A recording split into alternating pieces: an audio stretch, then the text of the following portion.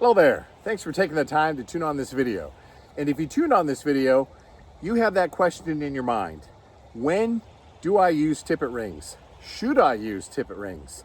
And what are some of the upsides and the downsides of using tippet rings? And I'm going to kind of share with you my experience on using tippet rings and when I use them. And also I'm going to share something with you that I learned the hard way that I want to make sure that you don't make the same mistake. Tippet rings, right? Essentially, if you're tying two pieces of line together, you could either use a double surgeon, a blood knot, or a triple surgeon's knot, or you can use a tippet ring, right? It's much easier to tie on a tippet ring than it is those other knots I just mentioned. You can learn the other knots, but the tippet ring really is kind of an easier connection between two lines, right? You're essentially just tying an improved clinch knot on one side and an improved clinch knot on the other side.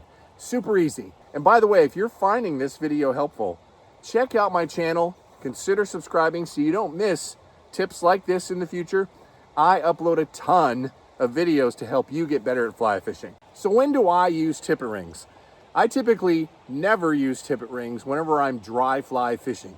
And part of the reason why, no matter where that tippet ring is in the line, it creates weight and it also creates kind of a funky hinge point, right? So I don't want my tippet to be drug underwater by that small piece of metal and then rising back up to my dry fly.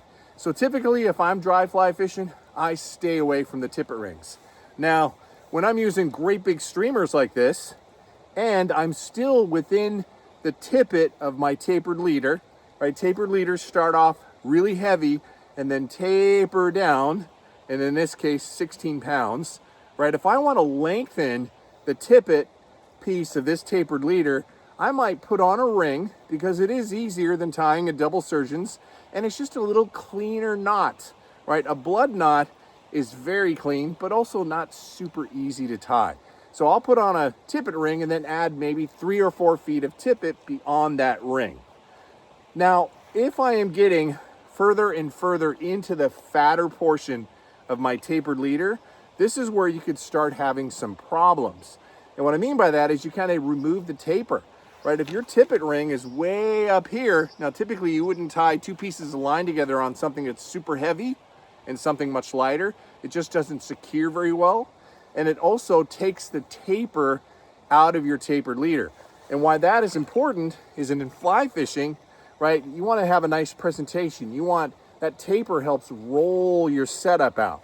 And in this case, I'm using a great big streamer, earthworm, and an oral syndicator.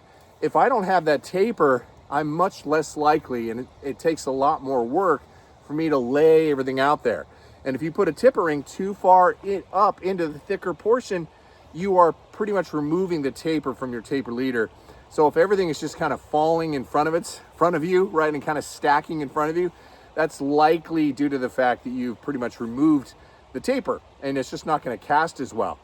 So when I'm streamer fishing and I'm still in the tippet portion of my tapered leader, I might use a tippet ring, especially if it's a wet fly, whether it's nymphs, an egg, a streamer. I'm not concerned about that tippet ring pulling the setup down because it's just like having a tiny little piece of split shot somewhere in the line anyways, and you're fishing underwater, so who cares, right? Now, something I learned the hard way. So one of my biggest regrets is that I went cheap, right? I went on Amazon, I bought some cheap tippet rings, right? Because they can be a little expensive, whether you're buying from Rio or Cortland, right? I went cheap and I instantly regretted it because I lost a really nice Lahontan cutthroat because the machining on the crappy import tippet rings, they're no good, right? They'll cut into your line eventually and they'll just slice your line. It's like having a little dull knife constantly working at the monofilament and eventually it'll just break.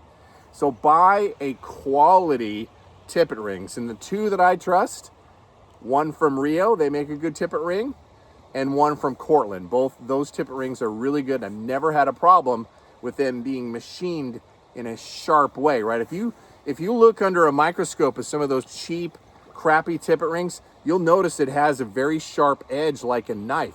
That's gonna cut through your line. So don't go cheap when it comes to tippet rings. And another tip when tying on tippet rings, when I first started, I'd take them off that little, that little clasp that they come on, and I'm trying to tie them on. I probably dropped 3 or 4 before I finally got one on. I thought, this is stupid. Why am I doing this?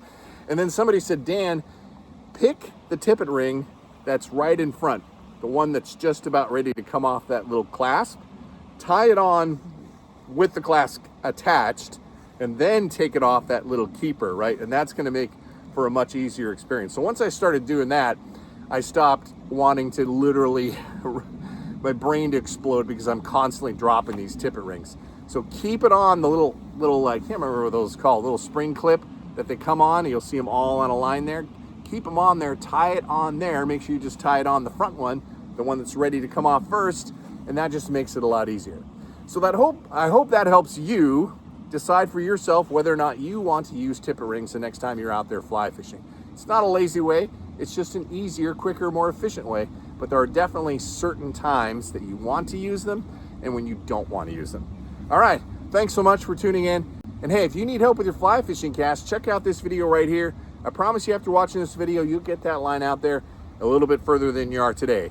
And over here, if you want to learn a little bit more about streamer fishing, I put a video together right here that'll help you get better at the streamer game.